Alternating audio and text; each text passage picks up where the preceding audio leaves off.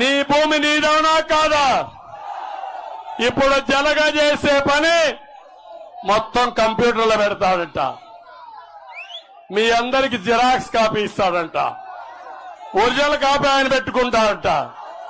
Xerox copy ఇస్తే ముడ్డి కడుక్కోవడానికి కూడా తుడుచుకోవడానికి పనికిరాదు. జిరాక్స్ కాపీ పనికొస్తున్న తమ్ముళ్ళు అడుగుతున్నా మిమ్మల్ని. నా భూమి నీ దగ్గర పెట్టుకుంటానంటావు. నీ హక్కు ఏముంది?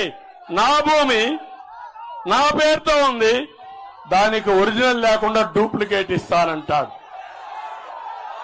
ఒప్పుకుంటారా మీరు?